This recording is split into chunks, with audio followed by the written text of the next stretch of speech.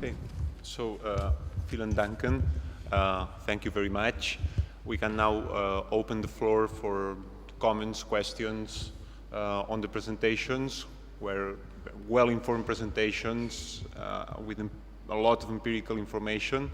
Maybe perhaps we would like to know more about methodology or about the results.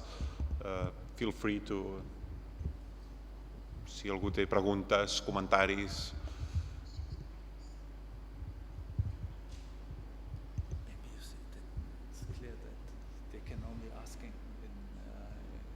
Sí, evidentment podem preguntar en català o en anglès, no hi ha cap problema, i també aclarir algunes de les qüestions sobre conseqüències de les reformes, funcionament, etc. El que voldria preguntar a Dominic Heinz és si podria ampliar una mica el paper del Tribunal Constitucional Federal com a actor en tot aquest procés de reformes que ha assenyalat a les seves conclusions.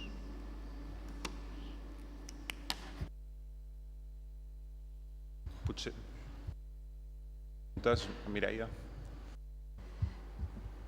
Una de les coses que no és que m'hagi sorprès, però la meva atenció anava adreçada a entendre una cosa, és, en el cas de la Iris, el pes del que tu has anomenat les raons normatives en l'establiment de la homogeneïtat o diversitat legislativa. D'entrada, quan jo he vist la paraula o les dues paraules normative reasons, he pensat que estàvem parlant del que m'imagino que tots, o almenys el 80%, em jugo el coll, hem pensat, és a dir, raons legals, és a dir, normes de rang legal o el que sigui, que condicionen la capacitat dels Länder d'establir legislació diversa. Aquest punt m'ha sorprès i m'ha doblement sorprès per la següent reflexió. En aquesta casa sempre estem donant voltes fins a quin punt o quin és el llindar que tenen de tolerància els sistemes descentralitzats federals davant de la diversitat. Sempre havíem pensat en el tema de nivells del llindar, d'aquest llindar, fins on arriba, si som molt aversos a la diversitat o poc aversos. Aversos es diu? El tema que m'ha fet pensar de la Iris i el que li vull preguntar és, ja no estem parlant, quan ella ha dit, de quin llindar tenim de tolerància davant la diversitat, sinó del tipus de llindar, perquè les seves raons normatives són de caràcter de principis, però no de caràcter legal. Per tant, la meva pregunta és, aquesta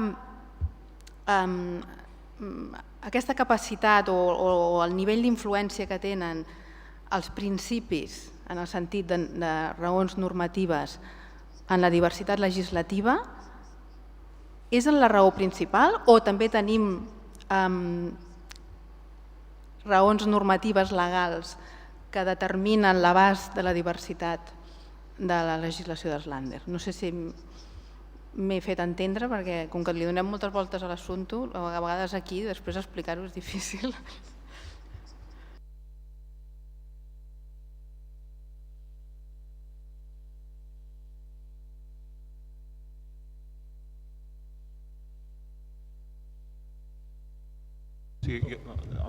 Si em permeteu, jo també tinc una pregunta per la Iris. Iris, I also have a question for you. I would like to ask you, you talked about non-coordinated and coordinated legislative process. What's from a Spanish perspective? I do not see how a coordinated process looks like. I think I understood it's a coordinated process of several Länder doing Länder legislation at the same time. Is that right? No? If you could tell us a bit more about that. Yeah.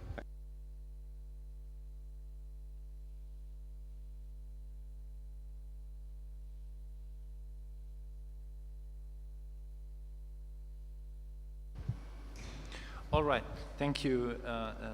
Thank you for the question. It's an important question you are posing. The FCC as a political actor, because the Federal Constitutional Court, the FCC, it's a legal body, and therefore it's somehow not political. It does legal decisions, and I think that's one reason why we experienced this ruling at the beginning of the second federal reform, because Länder were always going to the FCC to force the federal government to pay their expenses. But the FCC was about to say that we need a political mechanism to determine if a budget is in crisis and not illegal. So the FCC doesn't want to be a political actor. It wants to make legal judgments. But this legal judgment does not interfere into budget policy. Therefore, you need to have political decisions. And for establishing a political decision about whether a budget is at risk of a crisis or not, we see the results I presented so far. So we have in the Stability Council a political mechanism of determining if a budget is in crisis or not. So Länder do not need to go anymore to the Federal Constitutional Court and sue the federal government. So the FCC is a political actor, although he doesn't want to be one like that. Bundestag and Bundesrat cannot come to a decision. They have often enough diverging positions, no matter what parties are in government. And but the decision is needed somehow. And in more often cases, the FCC takes a decision, although the FCC does say that it is not a political actor. It is a legal actor. It's a legal question. There are therefore legal aspects. But budget policy is more about politics.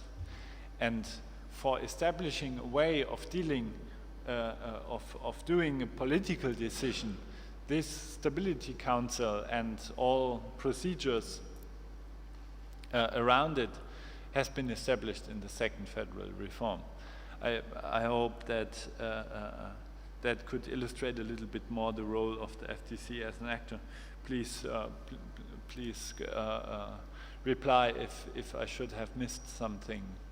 But I think the decision here between a political and a legal actor is important to stress. The FCC wants to be a legal actor, but politics is tearing FCC into political discussions, and the FCC doesn't want that. Okay, then I continue. I start from the back first. What is coordination? What is a coordinated process? The central point is not the timing, but the content. A coordinated process means that 2 or more, normally a group of 5, 6, or it could also be all 16 Länder, come together and try to develop similar rules. So one possibility is a sample draft bill, that they develop a law, and in the end, as the single land, you could take over this sample draft bill and pass it as your own law, or you can deviate in some regards. And another possibility is a state contract. That is what we had in the legislative power amusement arcades. That means that they agree, for example, concerning amusement arcades, they said two amusement arcades are not allowed at the same place, and there has to be a certain distance between 2 amusement arcades. And then there is some space for own regulations. For example, the distance can be 100 meters or 200 meters or 500 meters or 2 kilometers, but there has to be a distance. It's not possible 1, 2, 3 houses next to each other with amusement arcades in it. And the point is that is very typical for Germany, that we say, yes, we want to have federalism, but at the same time, we want to have the same laws. And so, despite the new legal scope, there were various processes of coordination where they came together to have at least some uniformity despite the reform, which is contradictory to the aims of the reform. That now you have the possibility to do whatever you like as the single state, and not to look at the others, not to coordinate, not to harmonize, just do whatever you want to do. And then again, they stick together and develop something that is then part of all laws. Maybe not in the pure version, but with some deviations. But as I said, it's very contrary to what the Federalism Reform aimed at. Does this answer your question? Just a comment, sorry to insist on this topic. So they meet, where do they meet physically? Or how do they do these meetings, the Länder that want to develop a joint draft of a piece of legislation? I think that depends on the level of agreement. If we are talking about details, about a sample draft bill, it's normally the administration. Then they build a work group, and then administrative representatives of the Länder that are involved, they meet somewhere, I don't know where, but for a longer time they are sitting together in a room and develop a sample draft bill. And then if they only want to make an agreement about the rough direction where they want to go, it can also be that political representatives meet. Then as I said, it depends on what are they talking about. When they are talking about details, it's always that a group of representatives of the administrations of the 16 Länder come together. Okay, and then the second question. I'm not sure if I understood it correctly. It's very difficult when you hear the English version in one and then the Spanish version in the other. So what's your question? Why do we have less diversity due to normative principles or due to legal restrictions? Yeah, I was thinking that in our case, in Spain, one of the constraints to diversity is the federal or central government legislation. So when you in your paper, when you refer to normative reasons, immediately I thought in legal normative reasons, because we are used to process information for and analyzing our country from this perspective.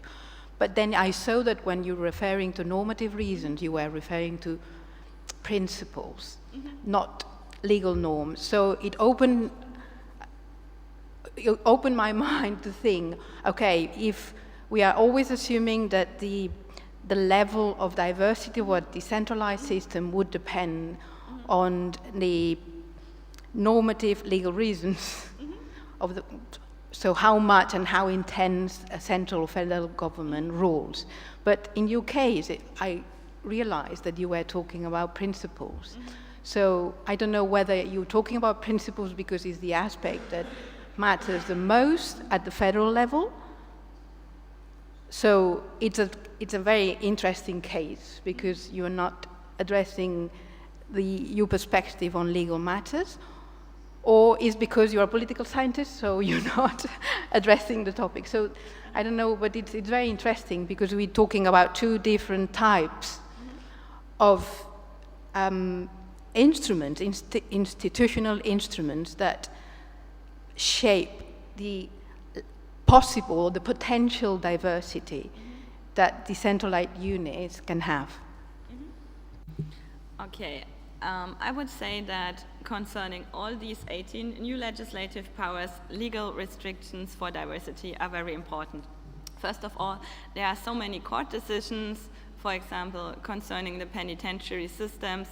There are lots of aspects where the Länder can make their own laws, but there are also so many decisions where they have to stick to certain rules. That means legislative powers have been transferred to the Länder that had already offered not so much scope to the federal government. And I would say for all of these competences, for the 18 new competences, powers, I know, sorry, always the wrong word. for these 18 legislative powers, that is very important. That the new scope and so as well the chance for diversity is limited by legal restrictions. And beside the court decisions, it's also the problem that lots of scope remained at the federal level. When you look at it at the first sight, you think, wow, 18 new legislative powers, that is so much. But if you take a closer look, you can see that first it's like this, the whole policy, and then you see this part and this part and this part and this part still belongs to the federal government. But concerning the 4 legislative powers that I have analyzed, it's different. I have selected 4 legislative powers that offer really substantial new scope, because I said diversity is only possible if there is a substantial new scope. And there the question is, especially in Germany, could it be that because we are used to so many years of coordination and harmonization, if there is, legally spoken, new scope, but in the minds of the people, there is still the reflect of harmonizing the policies. And that is a question that was a lot discussed directly after the reform. If there is really a chance, because the people who make the laws, the politicians who decide, are still the same, and maybe they are used to this behavior. And my result is, in fact, we could see that they are talking a lot about such normative principles, about equal living conditions all over the country, that the diversity should be restricted, that there should be at least some uniformity, some common standards that you find in all Länder. But in the end, and that is really interesting, a lot of this, what they said in the parliaments, was only rhetoric. You cannot find it in the laws. You can see that there is a significantly high degree of diversity in the Länder, and that means they just talked about it, and you could see that they had the expectation that the citizens demand uniformity, because the years before there were several surveys that the citizens do not like diversity, and they think there shouldn't be different policies. And so on the one hand, they tried to deal with that by saying, yes, we are willing to have not so much diversity, we try to establish common standards. But on the other hand, in the end, something like partisan composition of government was much more important. So we cannot find it, these normative principles in the laws in the end, or not so much.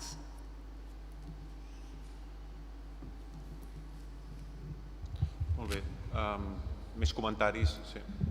No, I wanted to ask about something you didn't talk about, which is I thought that when there was the reunification of Germany, in terms of financing, sort of rich Länder were financing probably poor Eastern Länder, right? So like, that's my assumption, you know, that in the 90s, or probably during maybe 10 or 15 or 20 years, sort of richer Länders have paid a lot of money for the Eastern Länders to develop and to improve the living conditions, and also to pay for public services, because sometimes they couldn't pay for a minimum of public services and guarantee equality and all that. So my question would be, if this reform has anything to do with that, if they sort of, the richer Länders, there was a point they said, enough, we don't want to pay so much, and sort of, oh, we want to pay less because we understand the conditions that happen at the moment of unification, you know, we cannot, this is not sustainable anymore, and we don't want to, you know, pay as much as we used to. Did it have anything to do with that, this second reform, or? Yeah.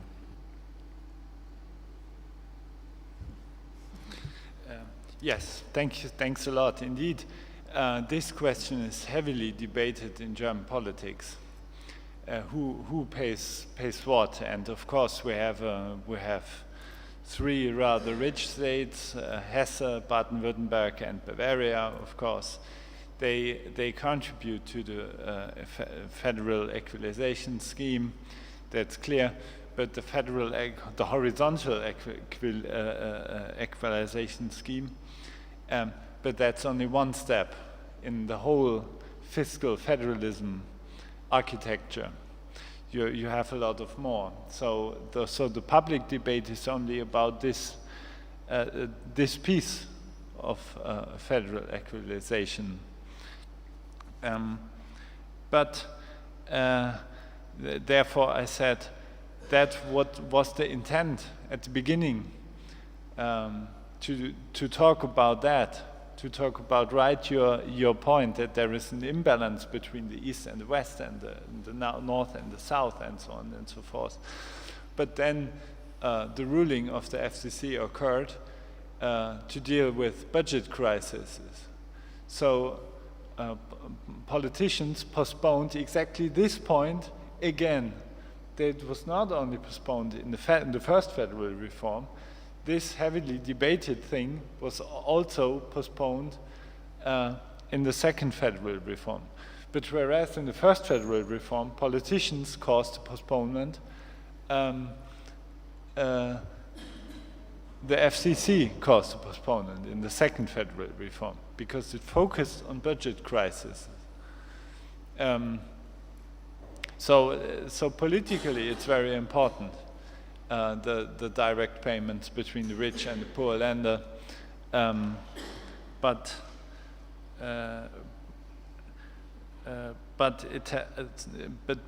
politicians have done a lot for avoiding these discussions in the reform commissions, in both reform commissions.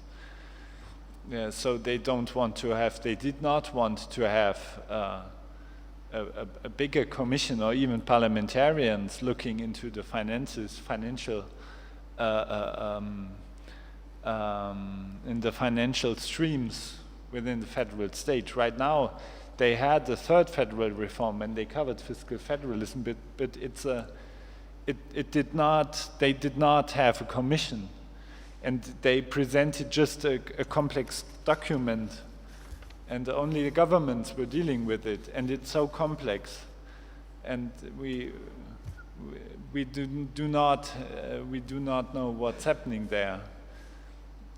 So all this was the intention, particularly of the Liberal Party, the FDP, to disentangle also the finances, not only the competences Iris was talking about, but also the finances, because without the finances, you know, there is limited scope, as we heard here.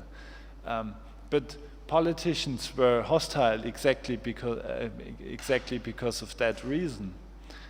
They did not want to talk publicly about it, even though richer Länder, because also richer Länder would need to be transparent, to be open about their finances, and they also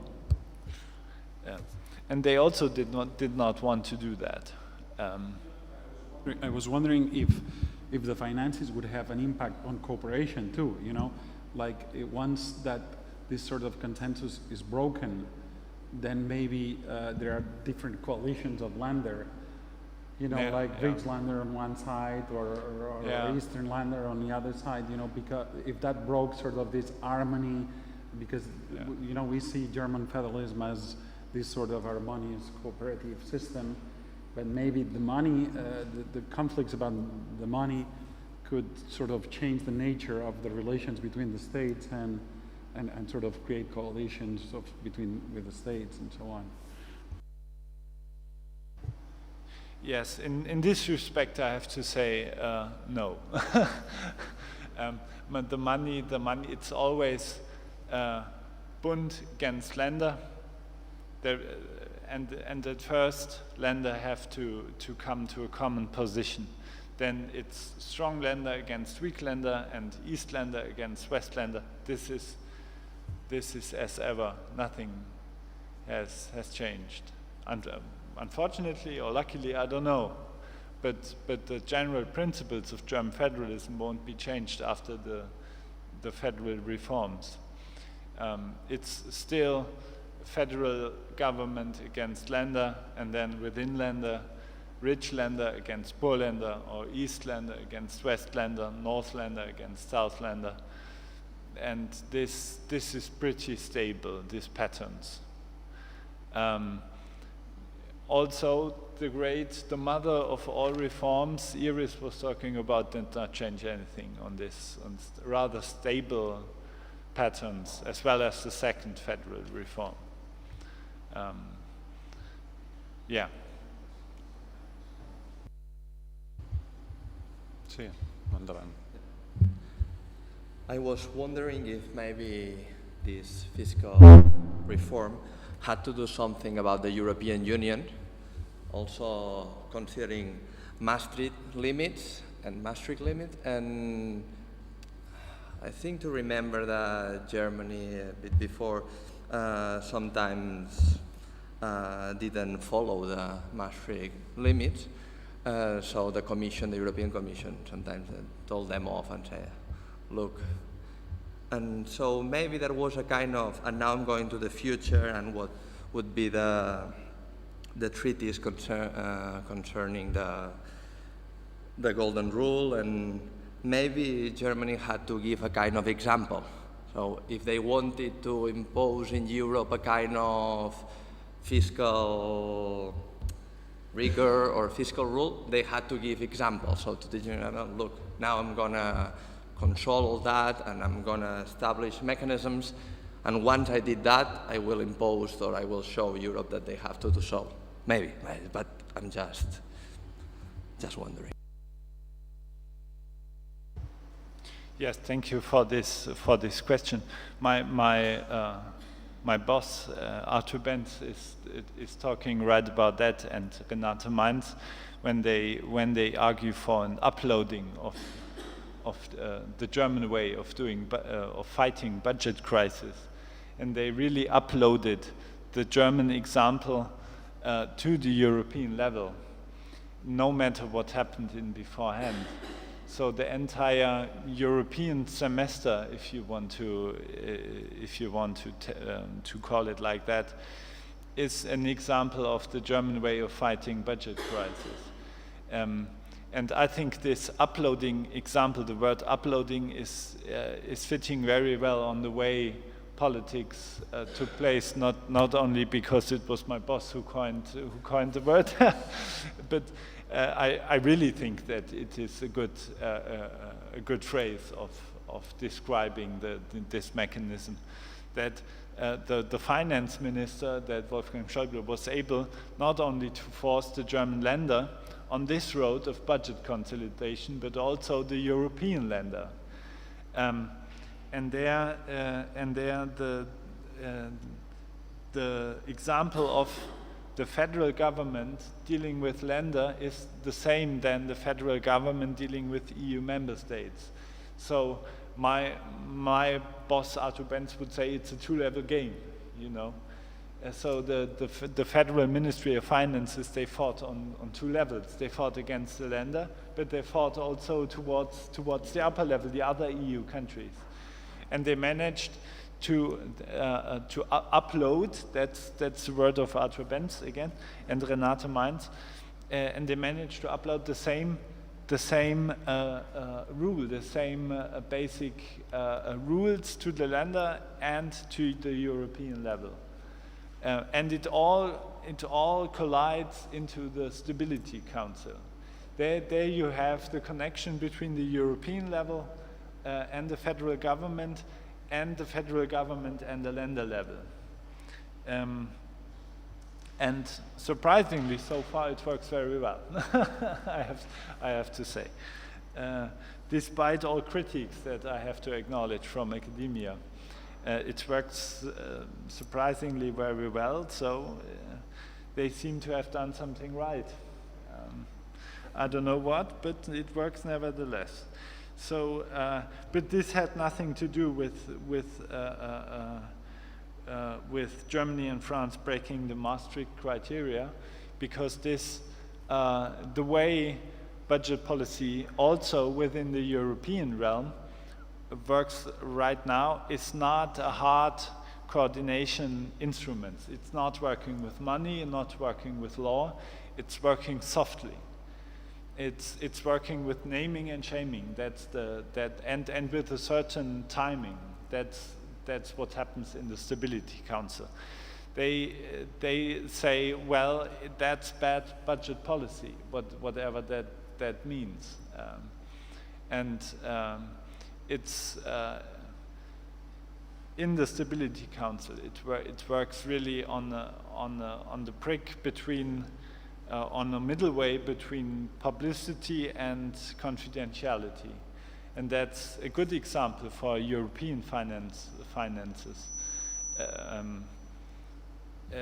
So there is a heavy connection between them, that you would have the same instruments. The federal government of Germany neither can force Greece to comply with a certain budget rules, nor they can force the Saarland, for example. So they got to have those soft mechanisms like timing and naming and shaming. If I continue on that, I could reply a bit, because what they did in the, I don't remember the name in English, but in the treaty, in one of the last treaties, is forcing to constitutionalize the golden rule. So it's not European Union controlling directly the countries, but it's European member states controlling their own budgets, so having internal mechanism and not of soft law. International treaty is not soft law, and for instance, if you have Article 135 in the Spanish Constitution, that's not soft law. So, yeah, I understand your point, but just complementing that is not only soft law. So I would like if you explain a bit more about the Stability Council.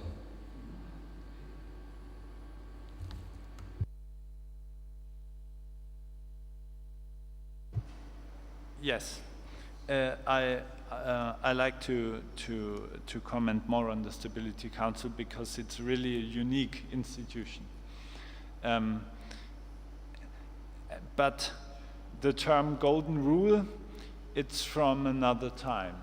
In the golden rule, it's associated with a Keynesian paradigm of budget policy that is taking up state debt in bad times and paying back state debt in good times. But exactly this golden rule did not work out. We saw the results of the golden rule in the chart I gave with rising state debt. So golden rule is over. Balanced budgets now play a more important role, at least in Germany. Maybe also in Europe, I don't know. We have to ask EU scholars. But for Germany, this is the paradigm that is more important. And surprisingly also, there is a consensus for this paradigm. Also the leftist parties comply with this paradigm. And what is striking about the Stability Council is that representation of Länder is not possible that much then beforehand. It's really political power who should be there. They're only allowed the finance ministers or their secretaries of state, which is the next level below them, and that's it. They cannot delegate the decision to a person from the administration. So either the finance minister or the state secretary is there, and if they are not there, then the country has nothing to say. So in the predecessor of the Stability Council, of the Financial Planning Committee, Financial Planning Council, they could delegate the decision to anyone, to any person of the administration. But it's clear that if ordinary employees are there, no big decisions will be taken. And exactly this point is in sharp contrast in the Stability Council. They cannot they cannot delegate the decision to the public administration. Either Minister of Finances are there, or Secretaries of State are there. So if there is someone, there is political white, you know, and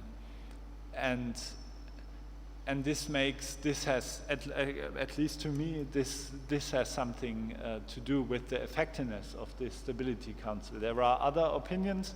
I do not want to oppress these other opinions, but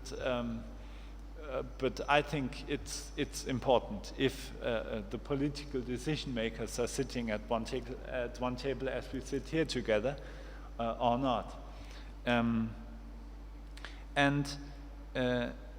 I add to a naming and shaming of bad budget policy, I add a certain timing, because at the same time, the budget for the next year, when the budget for the next year is announced, they got the numbers of the scope for this year and the last year.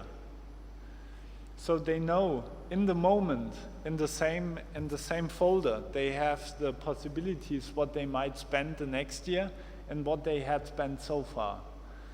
And this timing is important for the state debts, because then they know we cannot spend more or less. And if I accept the assumption of rational politicians, then it would be understandable that they don't spend more money than they have, you know. So it's a certain timing, according to me. And the federal government tries the same for the European level. They want to have, and therefore they have the European semester, they want to have at the same time the numbers, what they spent so far, and what they still can spend without violating certain thresholds. And they gave themselves those thresholds. The important thing for the European level is that the member states are guarding that and not the Commission. It's ECOFIN that is dealing with those budget numbers, as far as I'm not mistaken. I don't know, I'm not a European scholar. So there are definitely people who know more about that. But in the German case, in the moment they decide about the next project, the next budget of the next year, they know the scope for the last year and the current year. So it would be entirely anti-rational if they would exceed the scopes. And if I suppose rational politicians, which sometimes I doubt,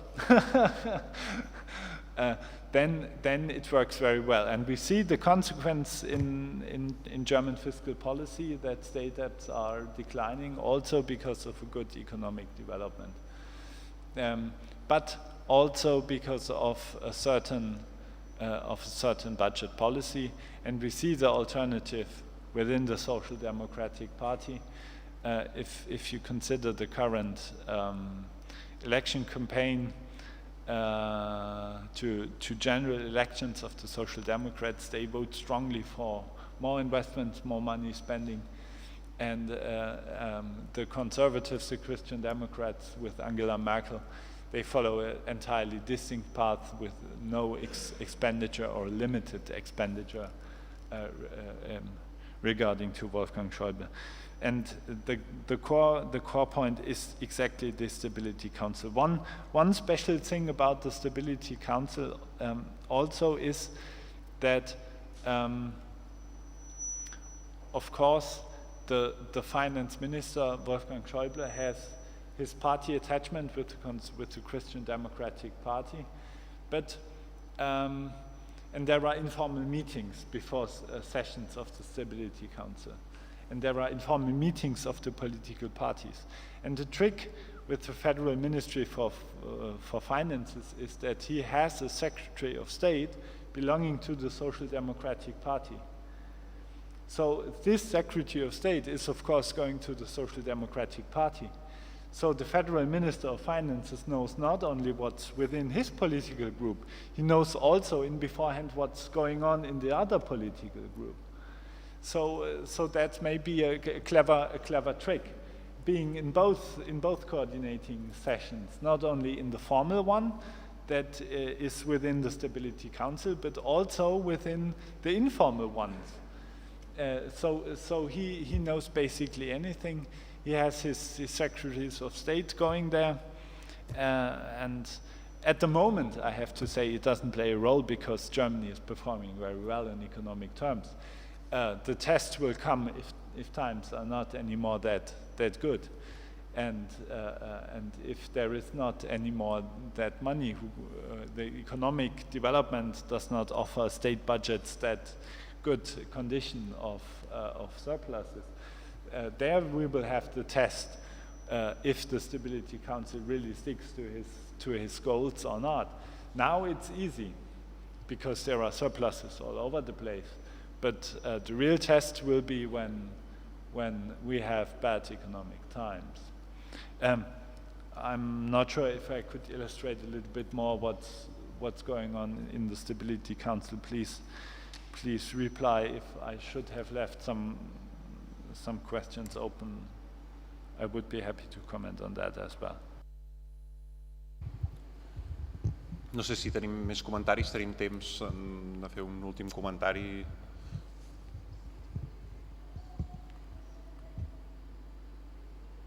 Si no, ho deixarem aquí, potser.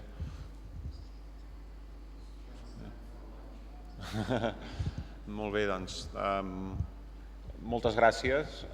No sé si em toca fer el tancament. Sí, doncs moltes gràcies. Thank you very much for coming. It has been a very productive session. And deixeu-me recordar-vos que la setmana que ve fem un altre seminari, una altra conferència. En aquest cas també parlarem de federalisme, però parlarem del federalisme canadenc, i és una conferència que organitzem conjuntament amb la Fundació Canadà. Vindrà un professor quebequès de dret constitucional que es diu Maxime Saint-Hilaire, i doncs els convidem a tots a assistir-hi. Serà en aquest cas el dilluns a les 6 de la tarda, canviarem d'horari. I bé, doncs continuem parlant de federalisme i de casos inspiradors, potser, en aquest cas sobre el federalisme canadenc. Moltes gràcies.